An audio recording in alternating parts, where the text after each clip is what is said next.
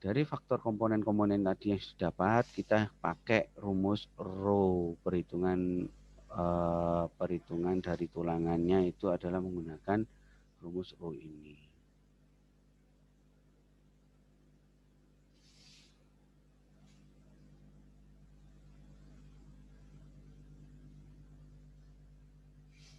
Sebentar ya, ada trouble kayaknya saya. Saya ulangi lagi. Oh sudah. Oke, saya lanjutkan. Nah, kita gunakan rumus rho ini. Rumusnya adalah sebenarnya ini karena saya nulis pakai Word ya.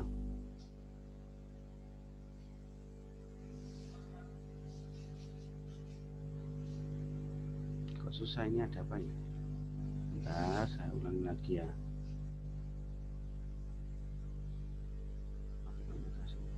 Oke, bisa. Nah, rumus rho-nya ini adalah rho sama dengan 1/M dikali 1 dikurangi akar dari 1 dikurangi lagi 2 kali M faktornya tadi dikalikan Rn yang sudah dihitung dibagi dengan Fy beton untuk baja tulangan. Jadi rumusnya ini yang dipakai. Ya, yang dipakai, yang sering saya pakai untuk mengajar atau menghitung atau mendesain kebutuhan tulangan dari balok. Ya, kalau kolom beda, perhitungannya kan sudah beda kemarin. Nah, dari sini nanti didapatkan rho-nya berapa. Dari rho ini nanti dibandingkan dengan rho minimum dan rho maksimum. Rho minimumnya tadi adalah 0,004667, rho maksimumnya adalah 0,03. Nah, dari perhitungan ternyata didapatkan 0,00501. Nah, dengan kondisi ini adalah bukan kondisi balance ya, seimbang, maksudnya balance ini ada kondisi seimbang. Lebih tepatnya adalah kondisi di mana kondisi daktel, bukan kondisi balance ini. Kondisi daktel dan rho yang dipakai adalah rho perhitungan. Untuk dipakai dalam apa rho ini nanti dihitung dalam hitungan luas tulangan di sini. Jadi dari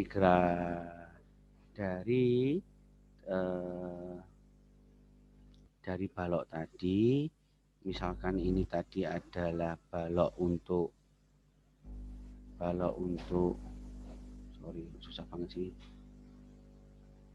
balok untuk balok anak ya, balok anak, maka perhitungannya ada dua, yaitu AS itu tulangan tarik dan perhitungan AS aksen itu adalah tulangan tekan.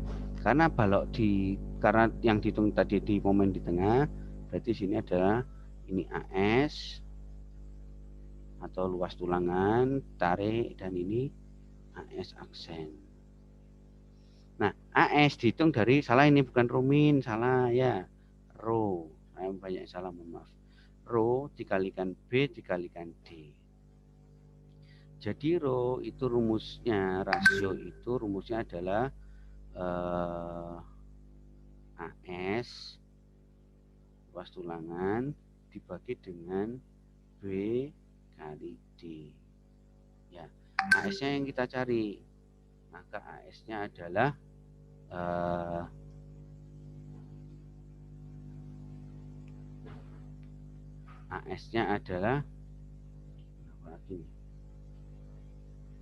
AS-nya adalah yang kita hitung tadi di sini. B dan D kita punya. Sehingga luas tulangan yang dibutuhkan adalah 290,58. Atau kita pasang dengan, kalau saya pakai tulangan deform ukuran 10 mili, maka luasan adalah 357. Nah, masang tulangan yang dipasang adalah harus lebih besar daripada 290. Kemudian luas AS aksen dipakai 20%-nya saja. 20% dari AS adalah sekitar sini. Ternyata ini masih dipasang yang kita pasang adalah 2D. Ternyata masih lebih, ini salah hitungnya ini ya. Salah ini. Nah, buat D10 itu enggak 1430 enggak. Nah, dicek tabel tulangan, enggak punya tabel tulangan. Begitu. Atau ngitung lainnya dengan cara yaitu dengan luasan ini tadi ya 290 dibagi dengan luas dari deform 10. Nanti dapat berapa jumlahnya. Ya, jumlah tulangannya dapat berapa. Nah, misalkan di sini ternyata 4,55, ya enggak mungkin kita pakai 4,55, dibulatkan ke atas pakai 5 tulangan. Gitu. Kalau ternyata cuma 1,22 Pak atau 1,12, ya resikonya dipakai 2 tetap. Ya, pakai 2. Kenapa yang bawah AS itu minimal 2? Karena harus minimal 2 karena di sini adalah digunakan untuk mengikat tulangan sengkang nanti. Tulangan sengkang kan begini toh keliling. Nah, kalau enggak dikasih mengkait nanti enggak bisa dipasang. Nah dari sini sudah sebenarnya teman-teman sudah bisa untuk melanjutkan perhitungannya. Ya, dari sini tadi digambarkan, ini kekurangannya adalah saya tidak ada gambarannya, digambarkan tadi. Kemudian nanti dihitung kapasitasnya berapa, apakah lebih besar daripada momennya. Ini momen tulangan lapangan. Kemudian tulangan tumpuan sama, ya, tulangan tumpuan sama. Ya, tulangan tumpuan sama. Caranya sama Pak, ini caranya sama, bedanya nanti ya mau pakai yang mana begitu. Nah, gitu ya. Jadi caranya sama, perhitungan tulangan lentur itu sama. Kemudian selanjutnya ada tulangan geser. Kalau tulangan geser kita harus menentukan kapasitas dari geser betonnya dulu. Beton itu bisa menahan geser, bisa. Kita hitung kapasitas geser dari beton dulu. Kapasitas gesernya berapa? Yaitu rumusnya di sini kapasitas geser. Nih, VC. VC ini adalah kapasitas geser. Adalah 1/6 kali akar F aksen C kalikan B kalikan D. Nah, di rumus yang di SNI terbaru itu enggak 1/6, ada alfanya. Ini pakai masih rumus yang SNI 2002. Tidak ada bedanya sebenarnya. Ya, hanya pengembangan rumusnya saja yang ada koefisien yang menjadikan koefisien itu nanti bisa dikurangi atau bisa lebih. Pakai yang ini saja dulu sementara. Nah, dari 1/6 akar F aksen C kalikan B kalikan D didapatkan kapasitas geser beton adalah 4.833 kilogram atau 48.333 Newton. Ya, kalau ini satuannya Newton, harus cek satuannya sama. Ini pakai MPa berarti ini Newton. Maka B dan D harus milimeter ini. Nah, setelah didapatkan baru dikalikan dengan faktor reduksinya. Kenapa kok direduksi? Inilah yang namanya adalah desain kapasitas. Dalam mendesain kapasitas itu beban tadi kita kalikan faktor, maka bebannya menjadi naik. Sementara ini beban ya, sementara kapasitas dari desain kapasitas yang diberikan oleh F aksen C, kemudian FY ataupun dua-duanya, kemudian dari di geometrik atau dimensi itu diturunkan dengan menggunakan faktor reduksi. Ini dengan menggunakan faktor pembesar ya. Sehingga ketika ini diturunkan dan dinaikkan ini mendekati. Kalau mendekati desainnya efektif dan efisien. Nah, ini terlalu jauh berarti desainnya boros begitu. Pendekatannya begitu. Jadi nanti jadi saya jelaskan sekali. Jadi yang perlu dipahami adalah dari kuat perlu apa? Kuat perlu itu dari perhitungan momen kita ya, ada MU, momen ultimate dan lain sebagainya. Jadi itu harus kurang dari sama dengan faktor reduksi dari kuat nominal. Kuat nominal yang mana? Yang VC ini tadi, ini kuat nominal. Ya, VC ini kuat nominal. Nah, kapasitas itu adalah dikalikan faktor reduksi ini menjadi kapasitasnya. Ya, gitu. Nah, ini tadi setelah saya lanjutkan, dikalikan faktor reduksinya adalah 0,75, jadi sehingga jadi kekuatan gesernya turun menjadi 36.250. Sementara yang kita punya VU-nya tadi berapa? 33.388. Ya, ini ternyata masih kurang dari CVC. Nah, dalam perhitungan sengkang ada beberapa syarat nanti yang kan kita gunakan dalam menentukan luasan geser yang kita pakai. Yang pertama adalah syaratnya di mana VU lebih besar daripada setengah. Nah, si VC, faktor reduksi kalikan VC. Dan ini masih kalikan setengah, berarti dapatnya ini. Yang kedua, ternyata ini masih lebih besar. Oke, yang kedua, syarat kedua adalah VU ini tadi kurang dari ini. Nah, ternyata kita adalah gunakan yang kondisi yang ini, kondisi syarat 2. Kalau syarat 2, sebenarnya syaratnya kalau dari perhitungan kita nggak perlu tulangan geser. Tapi tidak bisa. Kenapa? Tidak bisa, ya kita tetap pasang tulangan geser. Karena untuk menjaga tulangan lentur tadi itu biar pada posisi yang tepat. Yang pertama itu, yang kedua tulangan geser juga bisa untuk menahan torsi. Kalau ada torsi yang kita hitung ternyata perlu torsi, maka digunakan di sini dengan sengkang praktis. Sengkang praktis itu jaraknya tidak rapat. Kalau rapat itu butuh tulangan sengkang yang dihitung, tapi jaraknya minimal lah. Ya minimal, jarak minimal.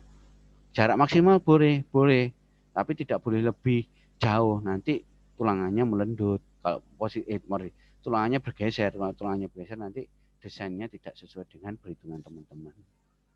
Nah, sengkang praktis ini adalah ada ketentuannya di SNI juga diatur, yaitu jaraknya D dibagi 2 atau sampai D. Ya, D dibagi 2 sampai D. Jadi minimal 150, maksimal 600. Kalau misalkan saya pakai 200 bagaimana? Atau 250 masih diperbolehkan begitu. Ya, 600 mili ya, 600 mili. Jadi sengkang yang dipasang nanti jaraknya adalah 250-an gitu. Nah, Pak, kalau misalkan tengah ini saya pakai jarak 300 atau 400 boleh? Boleh. Kenapa? Karena dalam perhitungan geser tadi, ya di dalam perhitungan geser tadi kan perhitungan geser kan di dalam gambar bidang geser tadi kan begini toh.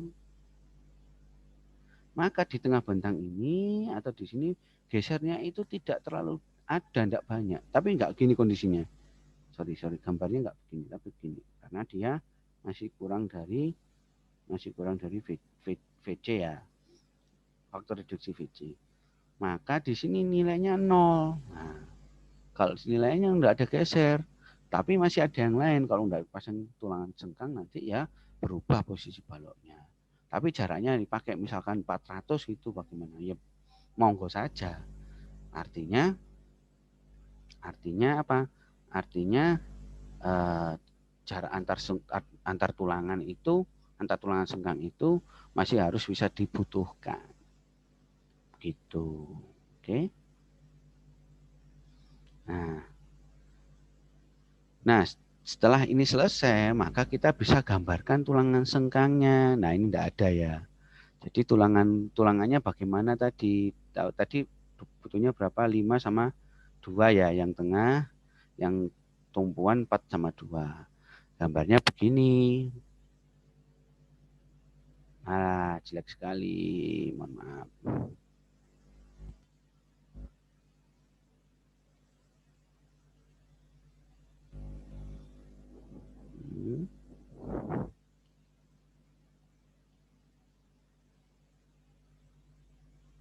Ya. Kemudian tulangannya. Ya, yang tumpuan tadi di sini. Loh, kok menerus, Pak? Ya kan tetap menerus. Kan ada 2 yang menerus. Aduh.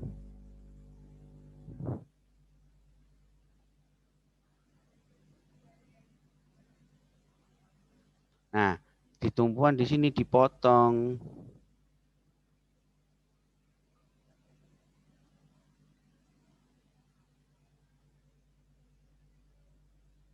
Nah ya, jadi yang di sini tulangannya di sini ini ada 2D10. Di sini juga 2D10. Di sini berapa? 4D10. Yang 2 tadi dipotong, dibengkokkan. Jangan lupa dibengkokkan. Yang di sini 5D10. Readingnya D10. Kemudian pasang tulangan sengkang. Nah, di sini pasang tulangan misalkan jarak 200, 150, 250. Nah, oke, ini misalkan. Nah, jaraknya ini harus diperhatikan. Berarti di sini ada misalkan 2 dengan jarak 150. Kemudian yang ini misalkan 1, 2, 3, 4, 5, 6, 7, 8, 9. Berarti ada 9 dengan jaraknya tajamnya 250 mili. Nah, begitu ya.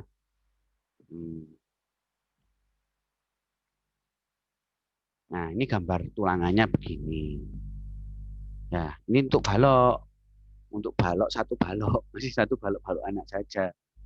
Ya balok utamanya bagaimana, Pak? Ya dihitung lagi, ya, dihitung lagi, dihitung lagi, dihitung lagi, bebannya begini, kemudian dihitung bebannya lagi, ada beban dari balok anak, ya jangan lupa. Ya, balok anak tadi menumpu di balok utama atau balok induk.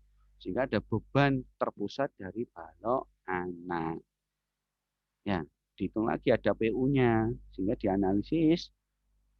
Nah, kemudian dapat momen-momennya. Nah, belum selesai. Mohon maaf. Setelah dapat momen-momennya baru dihitung tulangan kebutuhan tulangan. Mungkin sampai sini ada pertanyaan dari teman-teman. Silakan saya berikan kesempatan untuk bertanya.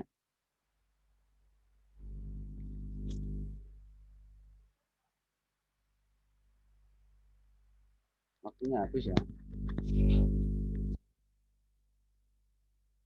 Waktunya habis ya. Halo, ada orang?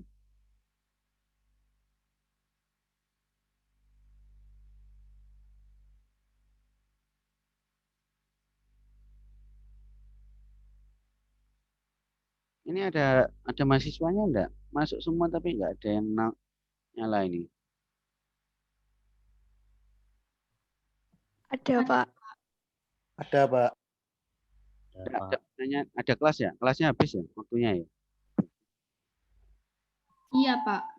Ada kelas lagi habis ini? Ada, Pak. Ilmu Kurtana. Ada, Pak. Sudah mulai atau belum?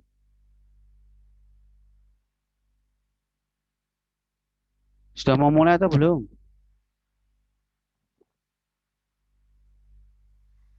Belum, Pak. Jam 1 siang nanti, Pak. Jam 1. Nah, ini maksud saya kan jam setelah ini langsung atau masih ada jeda? Oke. Oke, kalau begitu ada pertanyaan enggak dari sini? Dari penjelasan saya tadi.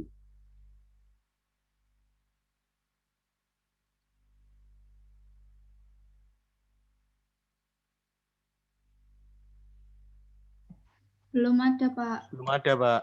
Paham enggak yang saya jelaskan? Insya Allah paham, Pak. Insya Allah, oke.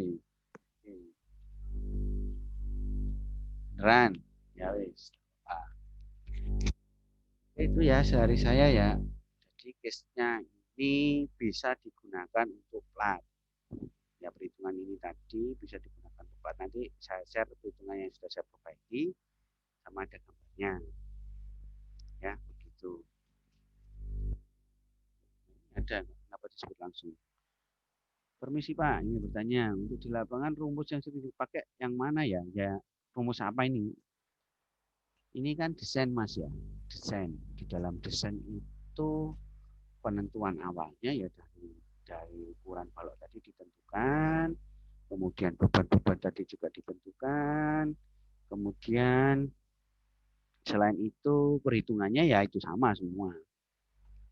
Nah, di lapangan ya sama, nggak ada bedanya. Tapi di lapangan itu pertanyaannya begini, di lapangan itu baloknya sudah jadi atau belum?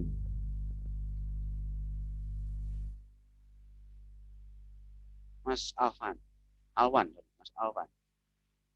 Yang dimaksud di lapangan itu baloknya sudah jadi atau belum?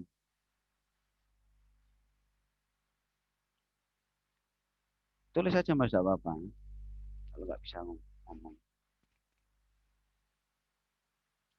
Yang jelas untuk membuat balok di lapangan itu harus ada gambar. Gambar apa? Gambar tulangan, potongan tulangan harus ada. Dan gambar itu hasil produk dari perencanaan. Begitu. Nah ini tadi contoh ini tadi adalah memang ini ranahnya dari perencanaan. Tidak apa-apa saya sampaikan dulu konsep dasarnya di situ. Gitu. Nah kalau di lapangan sudah ada tulangan, jadi dilihat tulangan jumlahnya berapa, terus ada berapa di tumpuan atau di atas dan di bawah. Misalkan tulangan tumpuan di atas dan di bawah, tulangan lapangan di bawah dan di atas, tulangan tariknya berapa, baru dihitung momen kapasitasnya. Ini yang belum saya ajarkan. Gitu. Jadi dalam menghitung momen kapasitas bagaimana Pak? Nah ini nanti sebenarnya mungkin untuk mengisi minggu-minggu yang kosong kemarin, saya akan berikan penjelasan tentang bagaimana menghitung kapasitas dari balok jika teman-teman sudah dapat tulangannya. Gitu. Ada lagi yang mau ditanyakan? Sudah jelas Mas Alwan?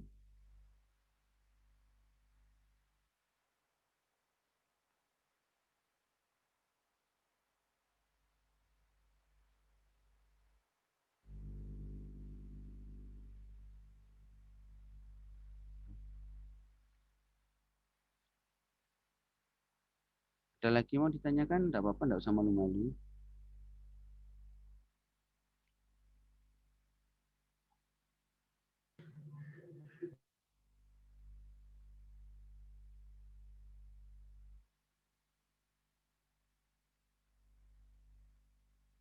Tidak ada? Oke, kalau nggak ada saya akhiri dulu ya kelas hari ini. Untuk kelas penggantinya ini minggu keberapa berarti? Kalau boleh tahu saya mohon maaf, saya lupa Minggu ke-15, Pak. Minggu 15. Minggu depan minggu tenang. Iya, Pak. Iya, Pak. Oh. Iya, Pak. Berarti saya punya utang ya. Oke, berarti liburan minggu tenang. Kalau enggak ya minggu ini, kalau enggak besok saya akan share.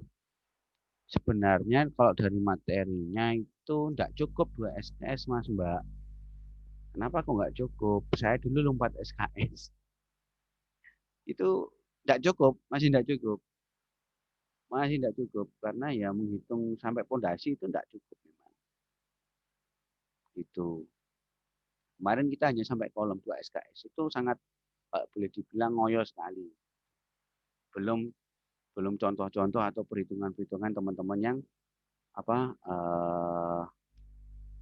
contoh-contoh perhitungan, cara menghitungnya bagaimana, cara mendesainnya bagaimana, kan itu kan belum juga itu.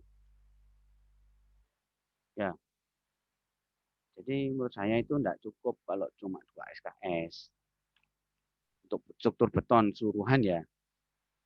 Tapi kalau hanya plat saja 2 SKS sangat cukup, sangat lebih dari cukup. Nah, kalau perhitungan tulangan platnya di jalan bagaimana, Pak? Itu yang perlu dihitung adalah bebannya dulu. Beban kendaraannya berapa. Terus itu kan ditaruh di atas timbunan tanah kan. Dan ditumpuk berarti ditumpuk di atas langsung timbunan tanah. Di ujung-ujungnya kan tidak ada. Maka platnya ini adalah plat dengan tumpuan bebas. Itu. Nah, kalau pekerjaannya bagaimana pada dasarnya? Itu lo cuma digelar ya sebelum dicor. Tanah setelah diuruk, kemudian dikasih fiber kalau pakai fiber, ya. Kemudian dikasih decking beton, taruh wermes, ya, wermes dengan kerapatan 150, tulangan wermesnya lebih besar, ya. Tidak mungkin pakai seperti di raket seperti di bangunan itu tidak mungkin. Ya, pakai wermes langsung des. Wermes itu tulangan yang langsung sudah ada dan di join-joinnya itu dilas. langsung jadi satu. Wear mesh itu namanya wear ya tulangan. Mesh itu meshing. Jadi jarak antar tulangannya sudah ada. Di bawah kemudian dikasih namanya kaki, istilahnya saya lupa nama di lapangan itu. Kalau orang lapangan bilangnya apa? Kalau saya sebut adalah ada kaki-kaki itu ya. Kaki-kaki ini digunakan untuk menyangga tulangan wear mesh yang di atas. Berarti dua tulangan lapis. Dua tulangan lapis, lapis bawah dan lapis atas. Nah, kemudian begitu tadi, kemudian dicor. Selesai. Namanya rigid pavement. Nah, nanti dalam desainnya, nanti ada kuliah sendiri mestinya teman-teman ya. Di sini. Tapi menghitung tulangannya bagaimana? Maka rasio luas tulangan tadi yang di bawah adalah rho dikalikan. Rho itu adalah AS dibagi B kalikan D. Sehingga AS-nya adalah rho dikalikan B kalikan